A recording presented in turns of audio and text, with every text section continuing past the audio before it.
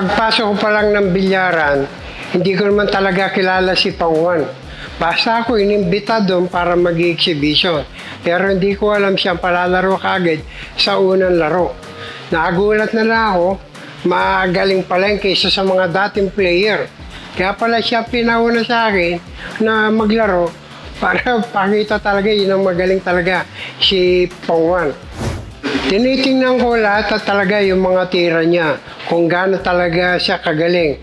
Hinanapan ko siya ng tira kung paano niya ubusin, lahat ng klase mga scientifico, nagagawan din niya ng parang galing ng kahit siyang ko ilagay, pasok din ang pasok eh.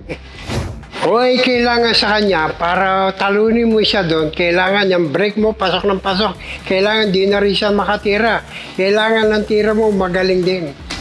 Ay, yung mga challenge ko, na hindi ko nasaan talaga siya makakalaban ko. Pero gustong-gusto ko, lagi ko siya makatapat at makita para siyempre may magkaroon ng mga magandang labanan at pinapanood ng mga tao. Eh, biro mo nga dyan eh. Puno din yung tao dyan para dito sa Pilipino sa atin. Nakakaikot din sila sa mga lamesa eh. Ay lang na ba siya, packet the ball. Yung mga pagpasok ng mga bola at saka yung pagtira niya, parang wala ba silang takot talaga eh. Parang inisip nila, kayang-kaya nila ako. Pero kung iano ko sila, pag-iingatan, pwedeng may tolerance sila, siyempre, exhibition lang yun, kaya hindi masyadong mahigpit ang labanan.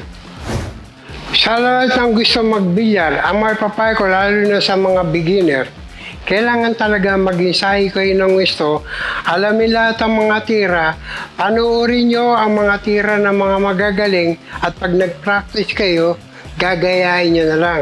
Kung kayo naman yung mga bata pa, kung kailangan yung gumaling at mag-along bilyar, kailangan muna yung pag-aaral muna ninyo, tapusin ninyo, bago yung bilyar. Kasi ang pag-aaralan ninyo, yan ang makakatulong sa inyo habang buhay. At ngayon, pagka okay na gusto nyo maglaro, pag-practice din kayo gusto, kailangan kondisyon kayo, kailangan wag gagamit ng mga masamang gamot. Hello! This is Efrem Bata Reyes, Mansion Sports Ambassador. Follow Mansion Sports now for more news and updates.